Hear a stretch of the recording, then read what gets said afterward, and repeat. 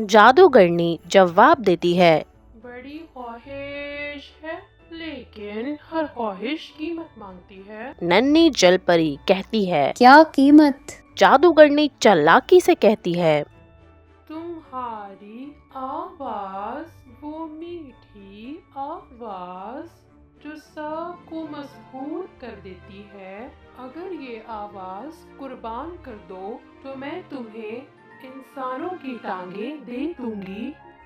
नन्ही जलपरी चौंक कर कहती है, मेरी आवाज, लेकिन फिर मैं कभी बोल नहीं पाऊंगी।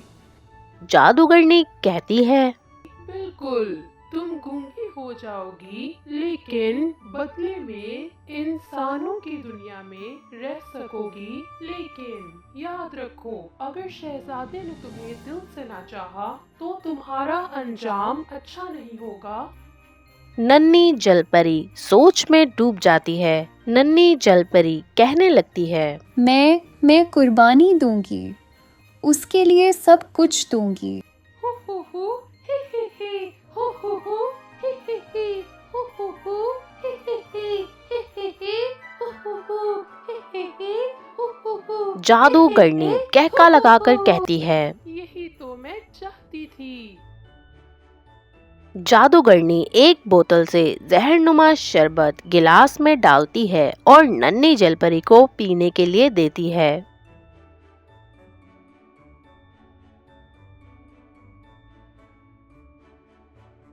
ये शर्त बहुत सख्त थी, लेकिन नन्ही जलपरी के दिल पर मोहब्बत गालिब आ चुकी थी। उसने अपनी आवाज कुर्बान कर दी।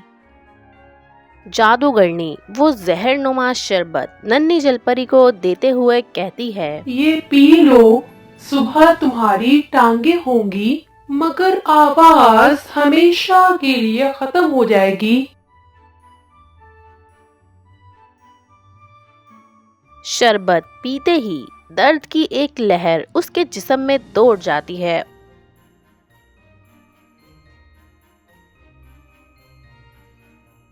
और वो बेहोश हो जाती है। जब नन्ही जलपरी की आंख खुलती है तो वो साहिले समंदर पर पड़ी होती है और पहली बार वो अपने कदमों पर खड़ी थी। उसके दिल में खुशी भी थी और खौफ भी, क्योंकि अब उसके पास कहने के लिए कोई लफ्ज ना था। दूसरी तरफ शहजादा अपने सिपाहियों के साथ शिकार पर आया हुआ होता है।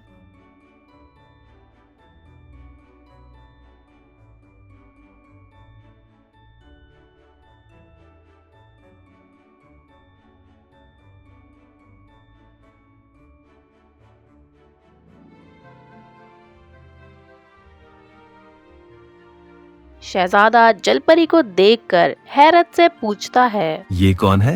ये कहाँ से आई है? सिपाहियों में से एक सिपाही जवाब देता है, शहजादे, शायद ये किसी जहाज से गिरी है। शहजादा उसके करीब जाकर पूछता है, तुम ठीक हो? जलपरी सर हिलाती है लेकिन बोल नहीं पाती। शहजादा कहता है, तुम नहीं बोल सकती? कोई बात नहीं, तुम्हारी आंखें सब कुछ कह रही हैं। मेरे साथ चलो। ये सुनकर नन्ही जलपरी मुस्कुरा देती है और उसके चेहरे पर उम्मीद की झलक नजर आती है। अब जलपरी इंसानों की दुनिया में रहने लगती है। शहजादा जलपरी को अपने साथ महल ले आया।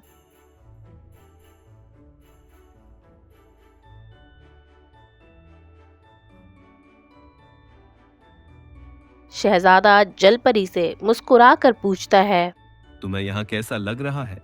जलपरी खुशी से हाथ हिलाती है और मुस्कुराती है। शहजादा कहता है, तुम अजीब हो, लेकिन बहुत खास हो। तुम्हारी खामोशी भी जैसे कहानी सुनाती है। नन्ही जलपरी दिल ही दिल में सोचती है, काश तुम जान सकते कि मैं ही वो हूँ जिसने तुम्हें बचाया था, मगर कैसे कहूँ? मेरी आवाज तो मैं कुर्बान कर चुकी हूँ। महल की रौनकें, बागों की सैर, मौसीकी और इंसानों की महफिलें सब उसके लिए नई और हैरान कुन थी।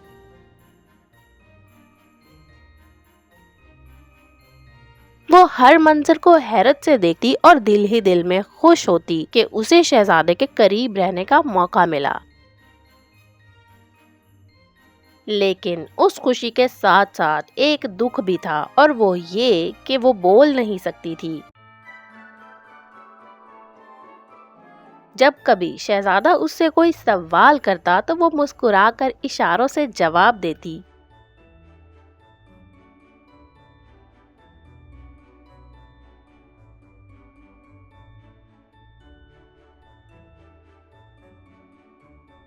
नए साल की खुशी में महल में जश्न मनाया जा रहा है।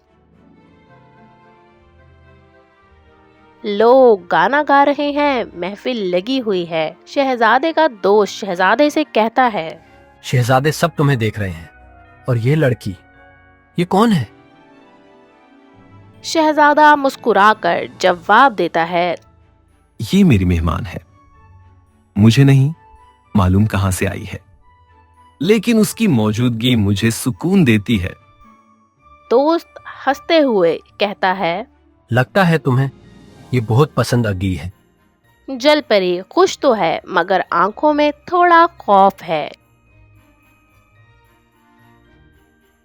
शहजादा उसे पसंद करने लगा, लेकिन फिर भी उसके दिल में एक सवाल हमेशा मौजूद रहता। वो अक्सर सोचता कि आखिर वो लड़की कहां गई जिसने तूफान की रात मुझे बचाया था। मैंने एक आवाज सुनी थी, वो आवाज मेरी जिंदगी बचाने वाली थी।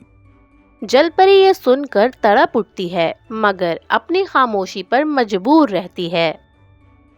वक्त गुजरता गया। शहजादे के वालिदैन ने उसकी शादी एक और रियासत की शहजादी से तय कर दी, ताकि दोनों रियासतों के ताल्लुकात मजबूत हों।